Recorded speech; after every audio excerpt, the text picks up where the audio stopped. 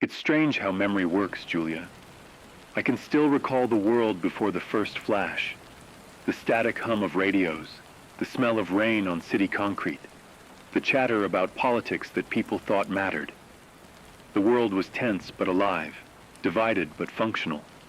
America had its swagger back under Reagan. The Soviets were puffing their chests after Afghanistan, and Europe stood in the middle like a powder keg waiting for a spark. Everyone talked about deterrence, mutual destruction as safety. That's the madness of it all. We thought having enough bombs to kill the planet twice made us safe. But the truth is, the Cold War was never about safety. It was about pride, fear, and control. Every headline, every speech, every parade through Red Square or on Pennsylvania Avenue was theater.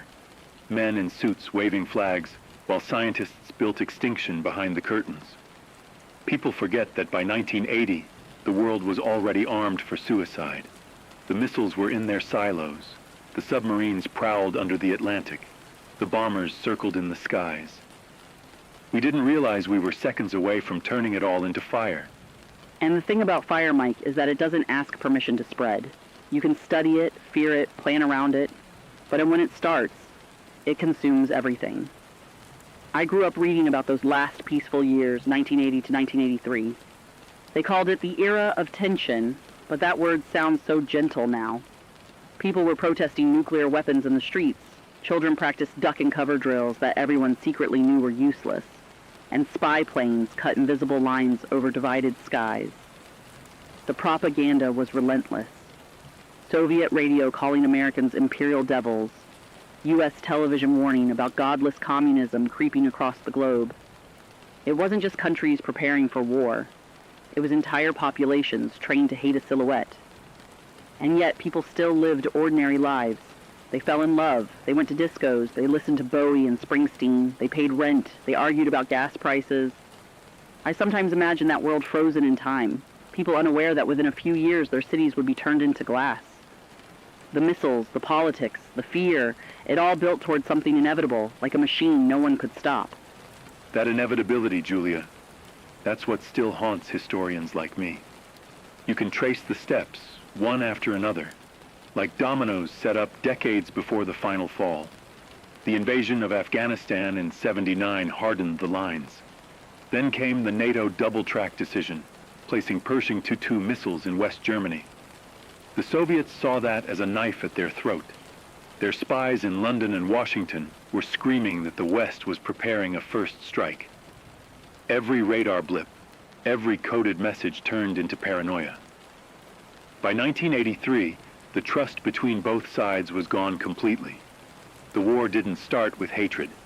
It started with miscommunication. During the NATO exercise called Able Archer, everything went wrong. Moscow's early warning systems misread test codes as launch signals. A handful of generals were convinced that the United States was about to annihilate them. The irony is that one man, just one, could have stopped it. But Colonel Serov, sitting in his underground command post, had no confirmation line, no orders from above, just static. In a system built on fear, silence was interpreted as permission. At 3:42 a.m. Moscow time, the first missiles left the silos. And from that moment, humanity's story fractured. Within an hour, NATO radar detected the launches. There was no time to debate. The nuclear doctrine of that era demanded instant retaliation. Submarines in the North Atlantic launched Tridents. Strategic bombers scrambled from Britain, France, and the U.S. mainland. 6 minutes after the Soviet launch, NATO's counterstrike was already in the air. Cities that had stood for centuries vanished before sunrise. Moscow, Washington, Berlin, Warsaw, London, gone in clouds of light and dust. The electromagnetic pulse knocked out most of the world's communication within minutes. People in the southern hemisphere thought they were safe, but within weeks, fallout patterns carried radiation across oceans. Crops failed. The skies dimmed. What followed wasn't a single apocalypse, it was a chain of collapses.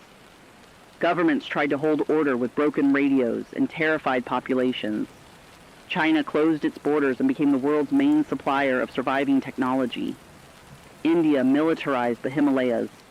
The Middle East descended into chaos as old alliances vanished overnight. The nuclear exchange didn't kill everyone instantly. It simply ended the future people had planned. The aftermath was worse than the strike itself.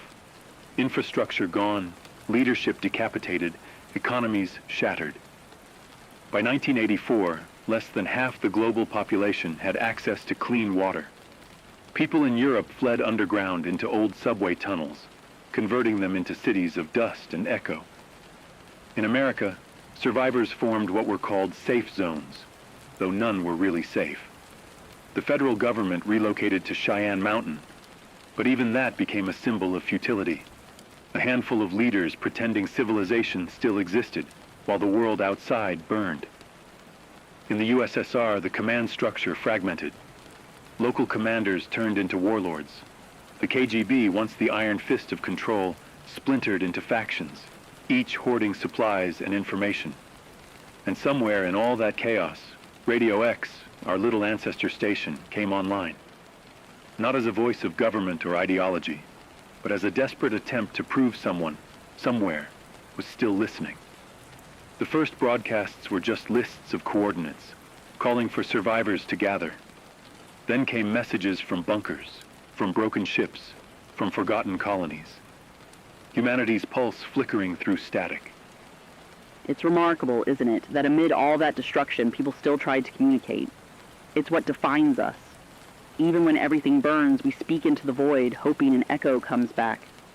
I've read transcripts from the early broadcasts of 1984, when most of the world was still choking on fallout. You could hear the exhaustion in their voices, the disbelief that this was permanent.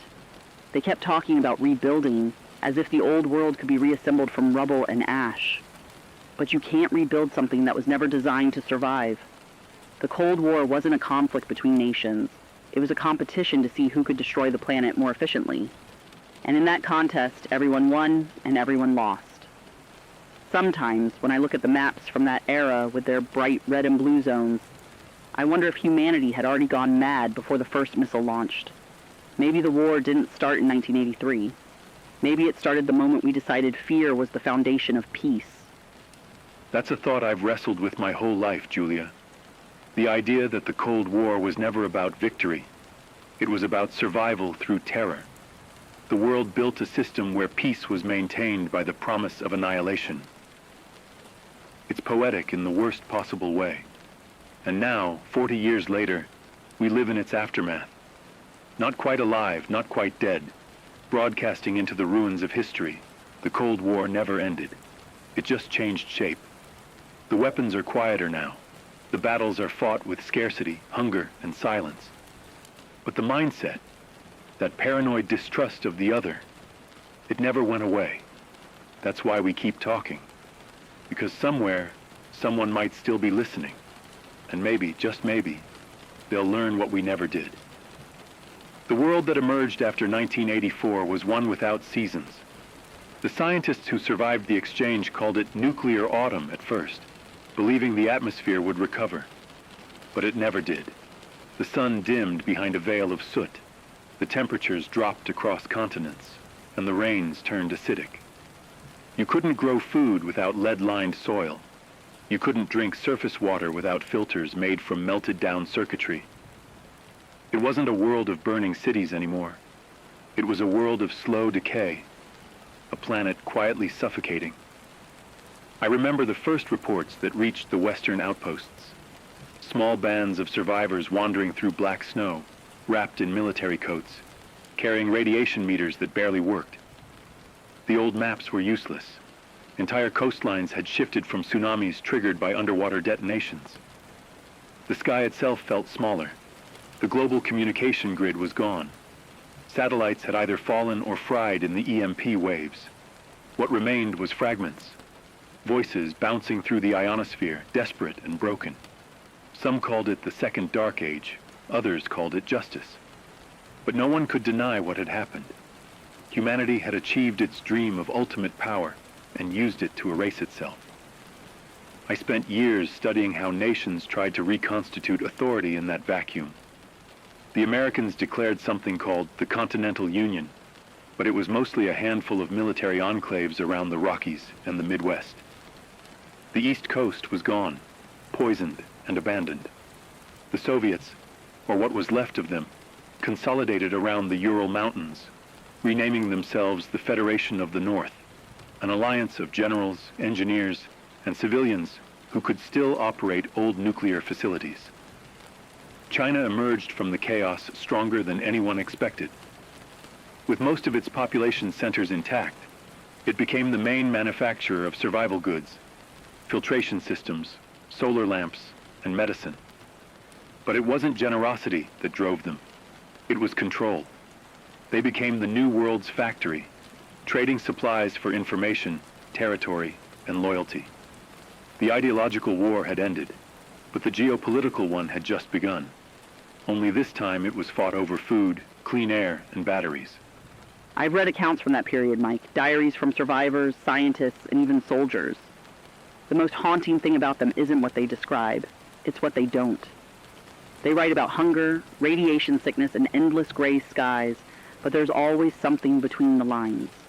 A silence that feels heavier than the words. It's the silence of people realizing that civilization isn't a permanent state.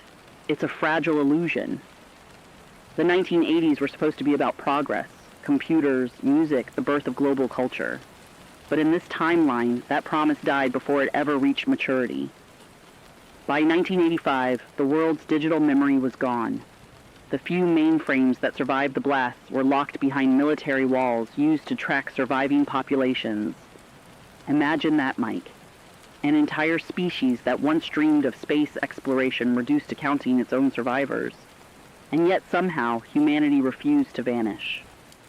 Across Europe, communities formed around old radio stations, converting transmission towers into shelters. In Asia, small city-states rose around nuclear plants where heat and light still existed. Africa became a patchwork of unscathed zones, some thriving in isolation, others collapsing under refugee waves. But what I find most fascinating is how quickly ideology returned. Even after losing everything, people rebuilt hierarchies, flags, and frontiers. The Federation of the North preached unity through strength, while the Continental Union sold itself as the last democracy. China called its empire the new mandate, claiming divine survival. No one learned the lesson. The war burned the world to ash, and from the ash we grew the same weeds again. It's true. The Cold War didn't end in fire. It just changed from missiles to memory. Each surviving power rewrote history to justify its existence. The Federation taught that the nuclear exchange was a Western plot, an act of aggression they heroically survived. The Continental Union told its citizens that Moscow struck first, and America responded righteously. China claimed to have been neutral, the enlightened nation that would rebuild humanity. Lies became currency, traded as carefully as food. Radio X, in its early years, tried to remain neutral, but neutrality was dangerous. In 1986, one of our relay stations in the ruins of Munich was destroyed by the Federation's patrols. They called us propagandists of chaos. The truth was, we refused to take sides. We broadcast names, coordinates, weather data, survival tips, anything that could save lives. For that, we were hunted. But the signal lived on. Some say we transmitted from the Arctic. Others say from under the Rockies. I'll never confirm where, not even now. The point isn't the location. It's the persistence. The idea that knowledge, like radio waves, could keep bouncing long after the transmitters were gone. By 1987, the climate was collapsing. The global temperature dropped an average of 4 degrees. Crops failed for the 5th consecutive year. The word famine became so common that it lost its meaning. Governments rationed everything. People ate synthetic protein bars made from algae and plastic waste. Some scientists tried to seed the atmosphere with reflective dust to restore sunlight. But the experiments went wrong, creating localized firestorms instead. Humanity's arrogance didn't end with the bombs. It just adapted. And through it all, Radio X kept broadcasting, even as the world shrank into pockets of survival. There's something deeply tragic about how we turn science into desperation. You can read the reports from the Global Reconstruction Councils, committees trying to reverse what couldn't be undone. By 1988, even the surviving satellites had degraded, leaving the planet without reliable observation. The stars disappeared behind constant haze, and entire generations grew up never seeing the Milky Way. It sounds poetic now, but at the time it was psychological torture. Without sunlight or seasons, people lost track of time. Years blended together. The Cold War never ended because it became eternal. Not a war between countries, but between man and his own mistakes. I think about those underground communities, Mike. The ones that worshipped old relics of the pre-war world. They built shrines around rusted computers and half-melted cars, treating them as sacred symbols of a fallen age. It's ironic, isn't it? We destroyed our world chasing technological supremacy, and in the aftermath, technology became religion. And then, in 1989, something remarkable happened. A transmission, faint, broken, but real, was received across multiple bands. It came from somewhere near the old city of Prague. A woman's voice, speaking in Czech and English, repeating the same phrase, "We are still here." That phrase spread across every surviving channel. It became a kind of anthem for the lost generation.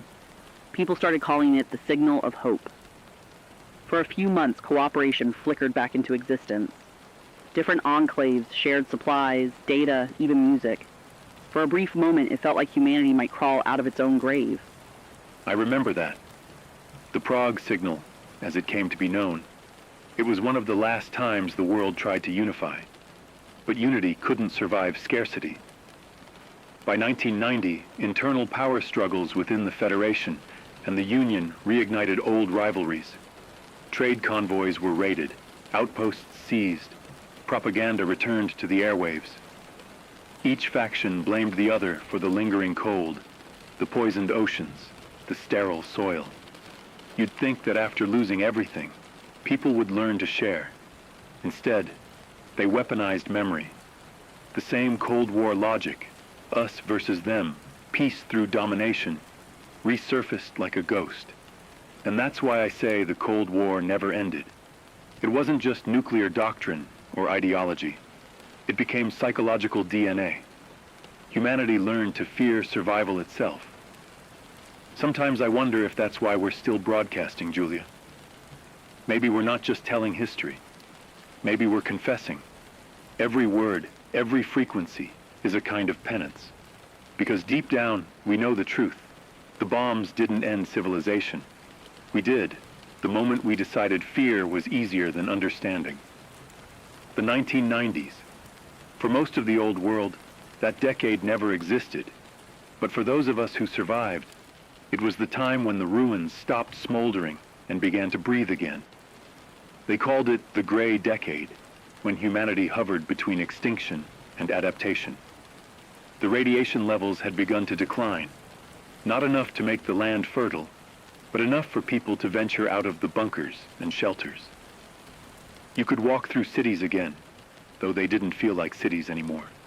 Skeletons of skyscrapers wrapped in vines, silence stretching through empty avenues, and nature reclaiming what mankind abandoned. Birds returned first, mutated and fearless. Then came the humans, scavenging through the remains of a civilization they barely remembered. I was in one of those expeditions, a group sent from the Continental Union to locate surviving archives in what used to be Chicago. We walked for days through ash storms, carrying radiation meters that clicked like heartbeats. What we found wasn't just data, it was ghosts. Hard drives half melted, film reels fused together, fragments of music and speeches that once defined the 20th century. We were archaeologists of our own mistakes, digging through evidence of how intelligent people destroyed themselves.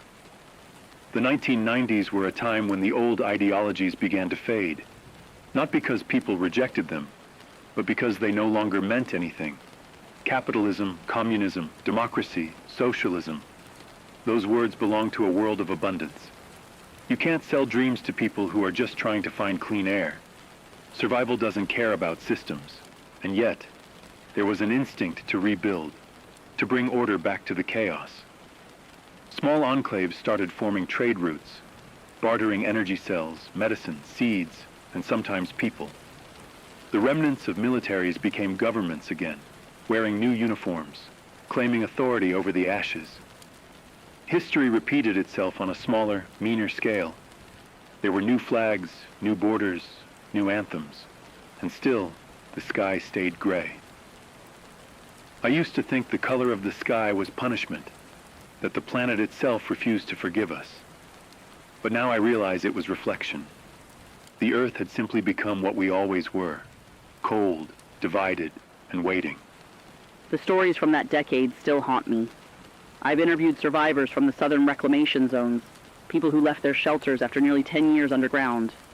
They emerged expecting wilderness, but what they found was a graveyard with weeds growing between bones. The first children born after the war were strange, not monsters, but different. Pale eyes adapted to the dark, lungs capable of filtering poison. Nature had started rewriting us. The scientists who called themselves reformists believed this was evolution at work, that humanity was shedding its old skin to survive a changed planet. Others saw it as proof that we'd gone too far. Some called those children the fallout generation, a phrase that stuck for decades. I've spoken to some of them, quiet, intelligent, haunted people who never knew sunlight, only the echo of the world that died before they were born.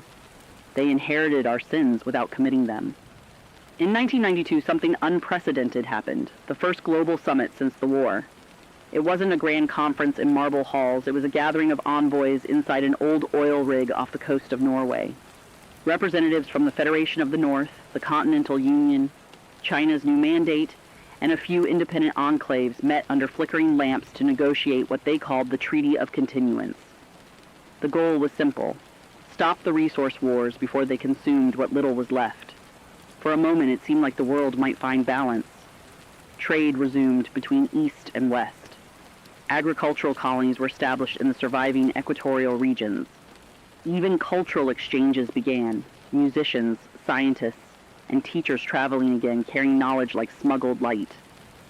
But like every fragile piece in human history, it didn't last.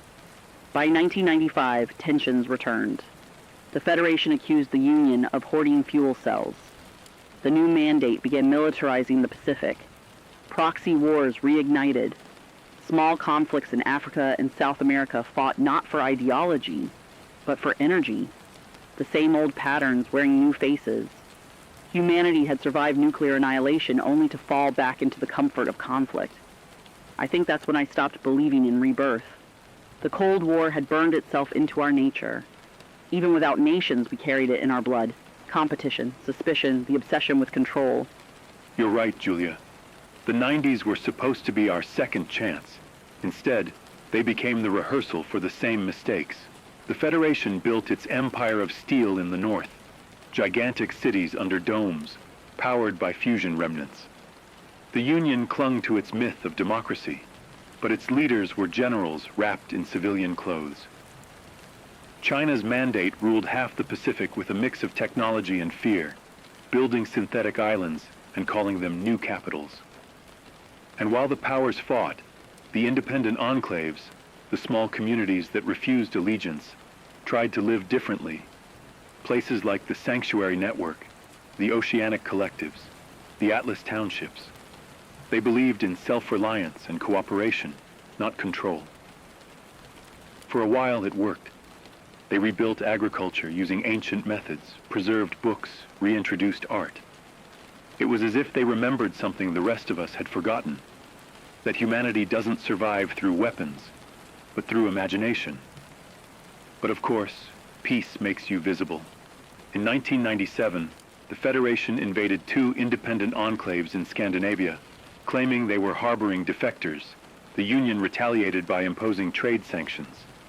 The mandate tightened its control over Asian sea routes. By 1999, the planet was once again on the edge of war. Not a global one this time, but a slow, grinding tension that never went away. A Cold War 2.0 fought in whispers and wires instead of bombs and cities. And through all of it, the old relics of technology began to awaken again. Some engineers discovered functioning mainframes buried under ruins. They rebuilt rudimentary digital networks, primitive versions of the old internet. For the first time in 15 years, people began communicating across continents again. But the miracle turned poisonous almost immediately. Propaganda, lies, and conspiracies flooded those channels, same as before. Humanity had rediscovered its voice and used it to divide itself once more. I've read fragments of those early transmissions.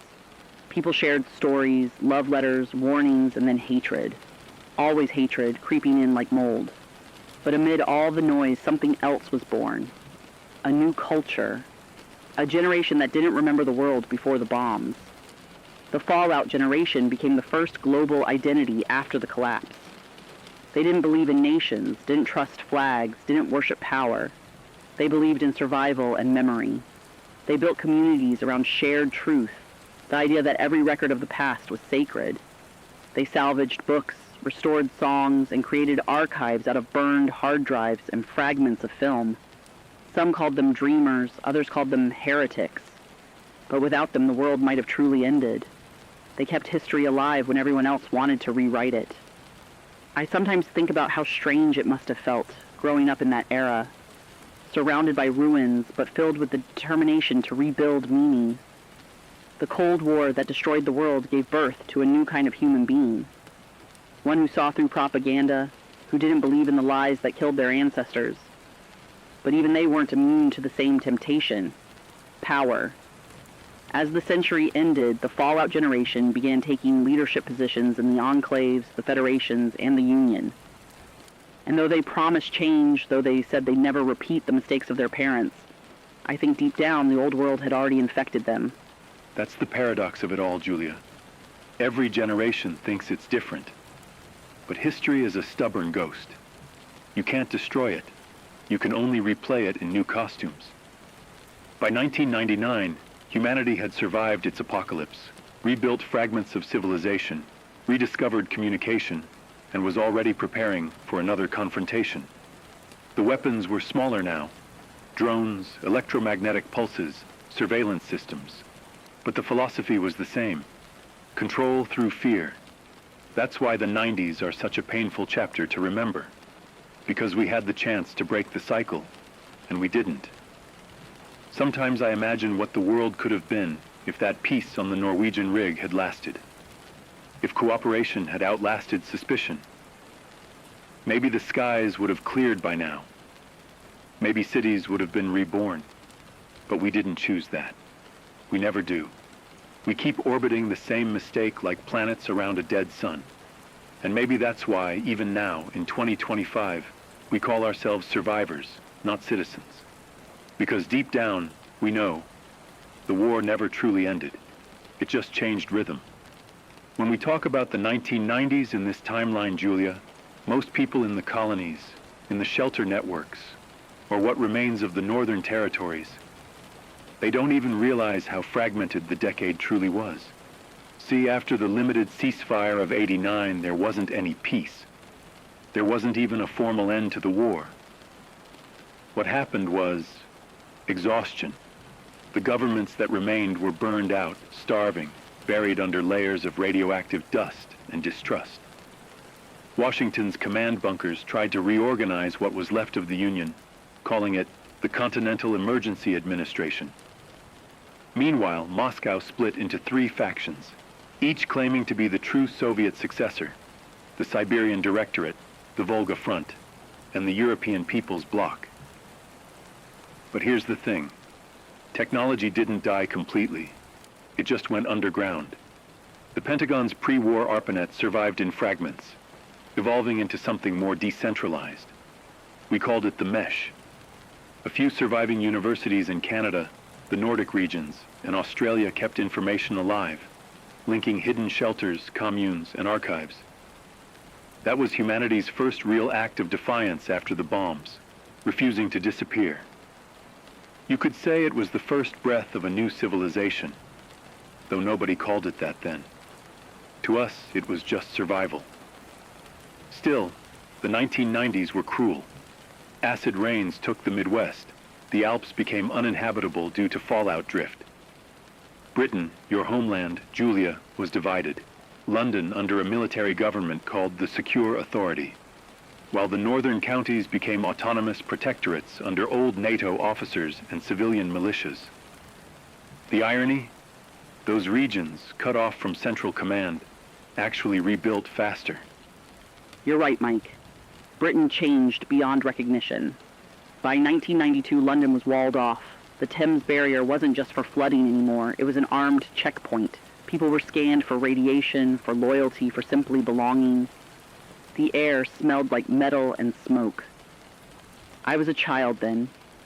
I remember the gray sky, the sound of generators echoing all night. You couldn't see the stars anymore. But outside the walls, something else happened. People adapted. They started bartering, trading skills instead of paper money, which was worthless anyway. Farmers became kings. Mechanics were priests. And in some strange way, there was honesty again. Brutal, yes, but honest. The government used to broadcast every week. They called it Operation Reclaim. They promised the restoration of Britain, of Europe, of democracy.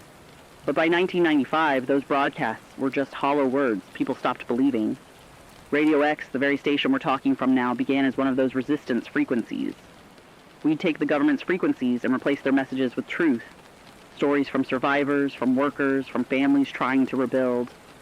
By the late 90s, the so-called Second Cold War wasn't even about ideology anymore. It was about control. Food, energy, water. Those were the new nuclear weapons. America's fragments in the north began to trade with what remained of the Scandinavian republics, while in the east, new city-states formed around old data centers. It was a strange time, when information became the only currency left. And it was during that time, 1997 to be exact, that the world saw its first post-war summit. Not in Geneva, not in New York, but in Reykjavik, Iceland, neutral ground. Representatives from 13 surviving territories met to discuss coexistence. The world held its breath. They called it the Reykjavik Accord, but it wasn't a peace treaty. It was a pact of silence. Each state agreed not to interfere beyond its border, not to transmit beyond its range. The world became smaller, quieter. Every nation turned inward. But humans, we can't stay quiet for long. By the early 2000s, underground science had begun again. The children born after '83 grew up in bunkers, but dreamed of sunlight. There were secret research groups, one in Oslo, another in Toronto, working on genetic filters for radiation, others on food synthesis and solar regeneration. And though it took decades, by the 2010s, patches of land started to come back to life. We called it the thaw. I remember that moment, Mike. For the first time in my life, I saw green again, real, living green. Moss growing through cracked pavement, birds returning to the coastlines. It was fragile, almost shy.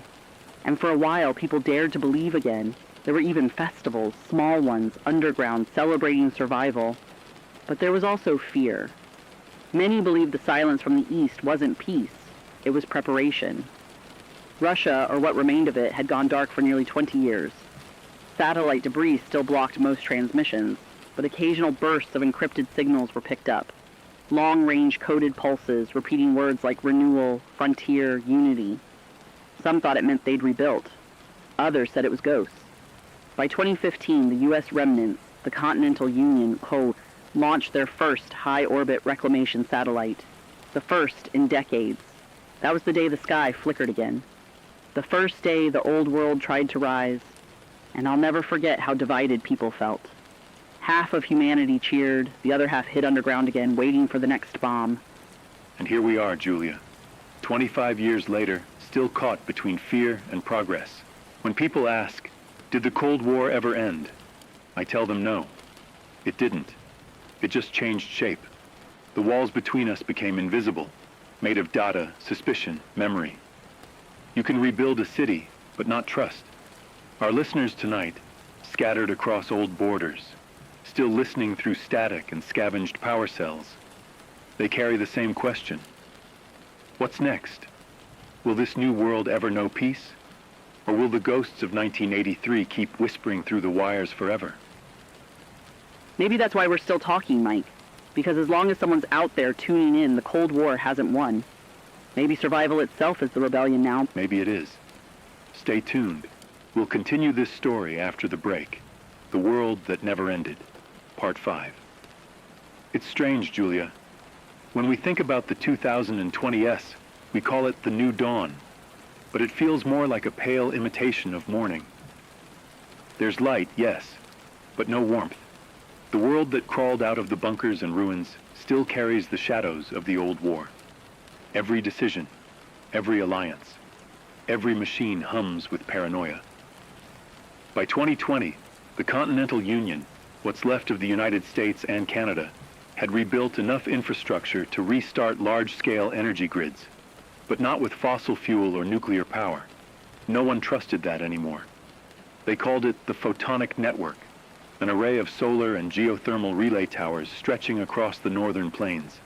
It was humanity's first real attempt to reclaim control over its environment rather than destroy it.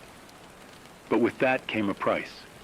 Those who controlled energy controlled survival. The so-called Northern Directorate, the Leadership Council of Engineers and ex-military strategists that replaced Congress, began to impose rationing. Every citizen was registered, every watt of power measured, every broadcast approved. And those who questioned the system, they disappeared, quietly, efficiently. We traded chaos for control, and people called it progress. But it wasn't just North America, was it, Julia? Across the Atlantic, something darker stirred. No, it wasn't. Europe didn't rise. It fractured again. The Reconstruction era they promised turned out to be a long silence broken only by conflict. The European People's Bloc, the remnants of old socialist states from the East, began their own reconstruction using the technology left behind by Soviet satellites. By 2022, they had created the mirror grid, a quantum communications network cut off entirely from the Western world. The messages we intercepted from them were eerie. Perfect transmissions, emotionless voices speaking of synchronization, collective identity, and data purity. It's as if they no longer saw themselves as individuals, Mike. As if humanity, in their eyes, had become obsolete, a variable to be corrected. There were rumors of cities in the East where machines governed all social interaction. No hunger, no poverty, no chaos, but no free will either. You see, people don't realize it yet, but the Cold War never really ended because it stopped being about nations. It became a war between systems, flesh and machine, instinct and calculation. And while the East merged with their creations, the West rebuilt its walls higher than ever. That's the part that haunts me the most. You can hear it in every transmission we intercept. The tone, the rhythm. The old propaganda from the 80s had emotion, fear, conviction. But now, the new broadcasts are sterile, coded, as if humanity itself is being filtered out of the voice. They call their system the synthesis, a perfect society where war is mathematically impossible. But Julia, I've been around long enough to know, when someone says that, it only means one thing. War has already begun again, just in a different form. You see, people didn't stop building weapons after '83. They just got smarter. Orbital debris from the first war was scavenged and repurposed. Automated drones patrolled the upper atmosphere controlled by AI protocols that no one truly understands anymore. The systems keep running, some say autonomously, long after their creators vanished. A few years ago, one of those old Soviet satellites activated again over the North Sea. No known operator, no signal origin, just one word in its transmission log, reawakening. That's the new battlefield, Julia. The ghost machines of a dead century refusing to die. And in the middle of it all, ordinary people are trying to live again. There are pockets of green now. I've seen them myself. The reclamation zones in what used to be southern France, parts of northern Japan, even sections of the Great Lakes region. Children born after 2015, they don't remember the bombs. They don't even know what the Cold War was. To them, nuclear is a story, a myth told by people like us. And maybe that's a good thing. Maybe it means they have hope again. But I also see something dangerous in that innocence, a forgetting. Because if history fades, it repeats. People talk about a united planetary charter, a new effort to finally unite the world. One government, one rule, one system. Sounds noble, doesn't it? But when you strip away the words, it feels like another Cold War waiting to happen. Instead of the red curtain and the blue banner, it's the human against the algorithm, memory against machine. And here we are, 2025. 45 years since the first missiles flew. What's left of humanity broadcasts from underground stations like this one. We keep the stories alive. We remind people of what came before. Sometimes, I get letters from listeners. Well, data packets, really. People writing from the ruins of Denver, from the shelters in Oslo, from the floating towns off the Pacific coast. They ask, will there ever be peace? And I tell them, there's no peace without memory. The Cold War never ended because forgetting is easier than forgiving. And until we remember who we were before the bombs, we'll keep replaying this same script forever. You know, Mike, maybe that's why this broadcast matters, because somewhere out there someone's listening on a cracked radio, under candlelight, with a child asleep beside them. And maybe that child will grow up knowing that once, before the darkness, there was something worth saving. Maybe they'll build a better world, not from ideology or control, but from the simple fact that they remembered. That's all we can hope for, Julia. Memory. That's our last weapon.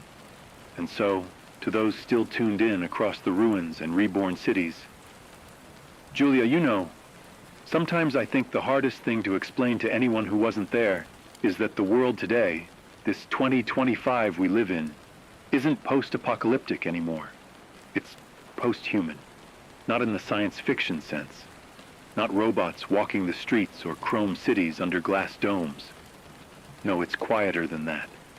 It's a world rebuilt by people who stopped trusting each other and started trusting systems.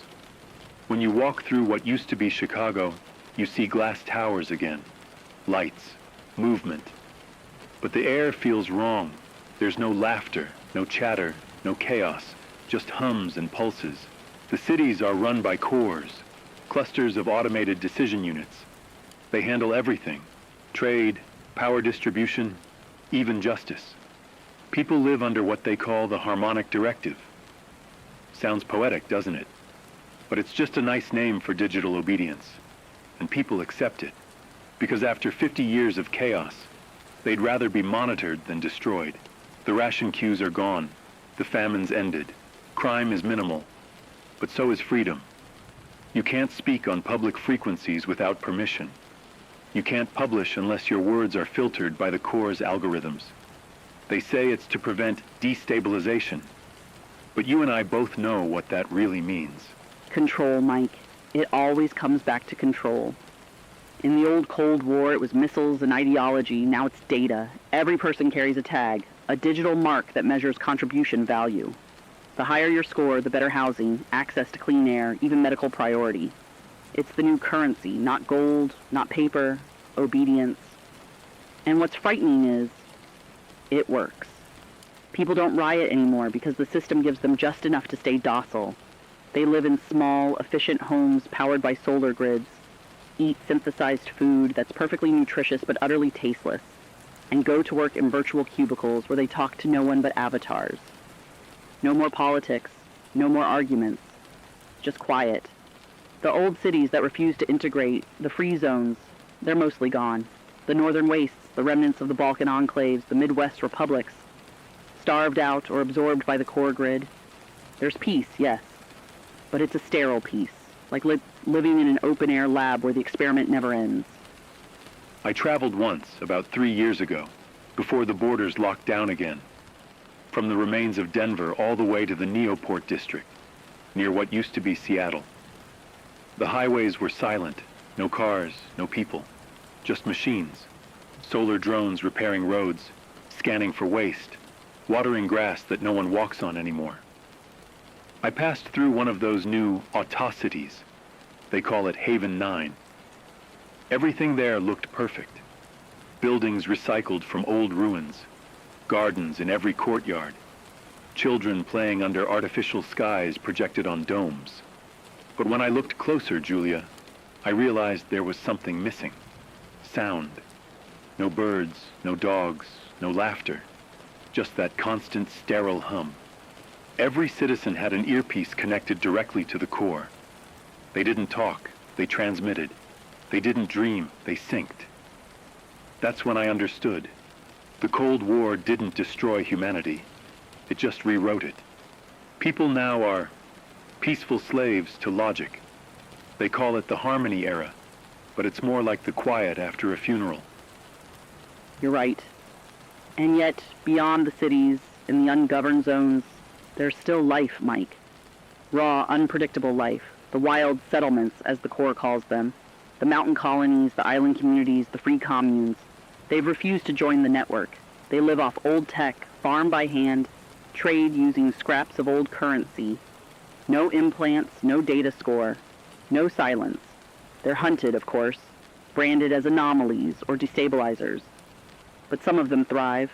There are children growing up under real sunlight, breathing unfiltered air. Their radios run on scavenged batteries.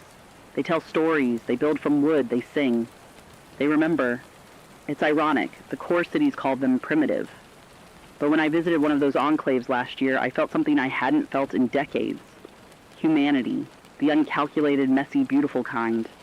They have no machines, but they have connection. They argue, they cry, they dance. And for the first time in my life, I realized maybe that's what survival really means. Not perfection, just persistence. That's what this whole war, the old Cold War, the second Cold War, the digital war, has always been about, hasn't it? Not who wins, but what survives. It's almost poetic, Julia. The people who live plugged into harmony don't even know they're prisoners. The people who live free in the wild don't even know they're poor. One group has everything but their souls. The other has nothing but their humanity.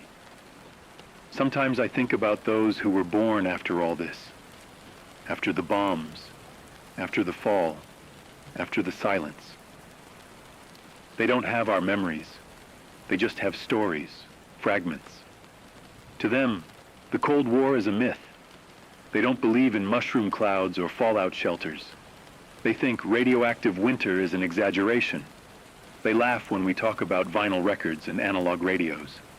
But when the core goes dark for an hour, when the network flickers and their feeds vanish, they panic, because they've forgotten how to be alone. That's the final victory of the war, Mike. Dependency. The Soviets dreamed of collective identity. The Americans dreamed of freedom through technology. And both dreams fused into this. A world where the individual exists only through connection to the system. And yet, people like us, and those listening now, were the ghosts in their machine. We remember the time when static meant silence, not censorship. When a voice on the radio could save a life or change a mind. When words mattered, sometimes in the quiet between transmissions. I like to imagine that there's a kid out there, maybe 10 or 12 years old, turning the dial of an old analog receiver. They don't know our names. They don't know what this frequency is, but they hear us. Faint, crackling, real. And maybe, just maybe, that spark will remind them that there's still something out there beyond the core's logic. Something irrational, something human. That's why we keep broadcasting. Not because we expect change. Not because we think we can bring the old world back. But because every transmission, every word, is a heartbeat. And as long as we're still beating, the Cold War hasn't truly won. Maybe someday the system will fail. Maybe the core will collapse under its own perfection and humanity will rise again, flawed, chaotic, but alive. Or maybe it won't. Maybe this is the end, a quiet, endless hum over a world that forgot how to feel. But until then we speak, because silence was the weapon that ended the old world. And voice. Voice is the rebellion that might begin the next. You said it, Julia. This isn't a war anymore. It's a waiting game. A long, slow countdown to rediscovery. Julia, I've been sitting on something for weeks. I wasn't sure if I should even bring it up on air. You know how dangerous open frequencies are these days. The core monitors everything. But people deserve to know. Last month, one of our listeners in the Alpine range, a relay operator named Owen, sent us a packet burst. It came through the old NATO frequency band, encrypted with Cold War-era ciphering. Took me 2 weeks to decode. The message wasn't from Owen. It was a relay forwarded through several dead satellites, bouncing from zone to zone. The original signal came from below, somewhere deep beneath what used to be Warsaw. And Julia, the voice on that recording wasn't synthetic. It was human. It said, "This is Haven Zero. We are awake. The core must fall." Then silence. That's it. 6 words, but 6 words that could change everything. My God, Mike, Haven Zero's, I've heard whispers. Old myths passed through the settlements, stories of scientists who went underground during the first firestorm and never came back up. Some said they died. Others claimed they built something, a vault where they kept not just technology but knowledge. If this message is real, it means they survived. 40 years in the dark, hidden beneath the ruins of the old world. And if they're transmitting now, that means they're ready. Do we know what they meant by the core must fall? That's the question keeping me up at night. The message came with a data packet. Damaged, incomplete. But there were fragments of schematics, diagrams of old power nodes, the kind used to regulate the Harmony Grid's infrastructure. The layout matches the core Nexus hubs, the ones controlling the synchronization protocols. If Haven Zero really exists, they might have found a way to cut through the AI control lattice. Not destroy it, but disconnect it. Imagine that, Julia. A world without the core, without the silent voice dictating every breath, every number, every thought. But there's another layer to this, a timestamp.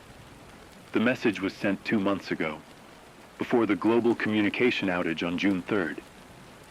You remember that blackout? When the core went silent for 40 minutes? Yes. People panicked. Some thought it was another war, others called it divine judgment. The core later claimed it was a system recalibration, but no one really believed that. Are you saying Haven Zero caused it? I can't prove it, but the timing matches too perfectly. If they can breach the core, even temporarily, that means the grid isn't invincible. And maybe that's why the Harmony Council has been tightening restrictions ever since. Increased patrols in the neutral zones, mass scans for illegal radio transmissions, mandatory updates to data tags. They're scared, Julia. For the first time in decades, the system is afraid. And when a system built on fear starts to feel fear itself, it lashes out.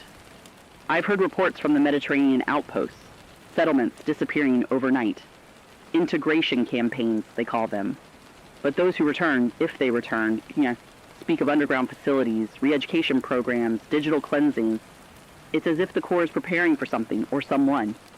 Mike, if Haven Zero plans to strike, they'll need help. They can't shut down the grid from a single point. The system's spread through thousands of nodes worldwide. It's like a neural web. You can't cut one thread and expect the mind to die. They'll need simultaneous attacks, coordinated blackouts.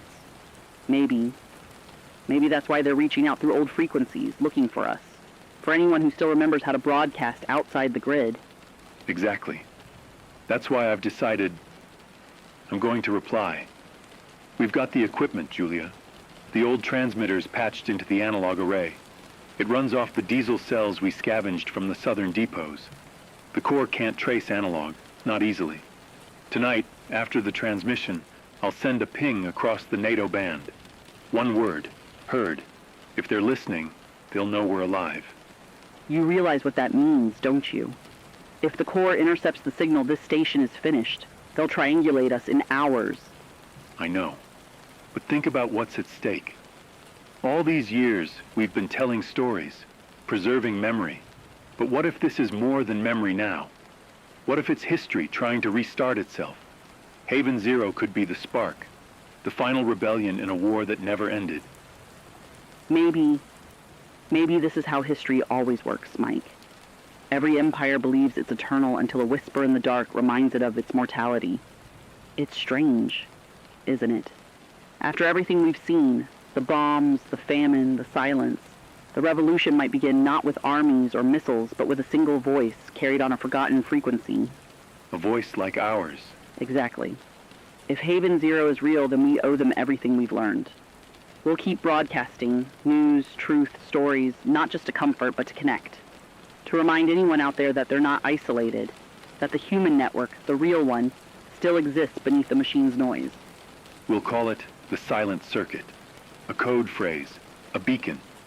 If you're listening, if you're free, untagged, unlinked, tune to 97.1 megahertz, broadcast at midnight, send 3 pulses of static. That's how we'll find each other. This isn't just a radio show anymore, Julia. It's a resistance. Then let's make it count. For every voice that was silenced, for every memory erased, for every child who never learned what freedom felt like, now let this broadcast be their first signal of hope. You heard her, listeners. If you're still out there, if you still believe in choice, in imperfection, in the right to speak, keep your receivers open. We've spent decades living in the shadow of the Cold War's ghosts. Maybe it's time those ghosts finally fought back. And maybe it's time the world learned what cold really means. Not silence, not fear, but the stillness before a fire reignites. This is Mike Clark. And Julia Mark. From Radio X, signing on, not off. The Core listens. So do we.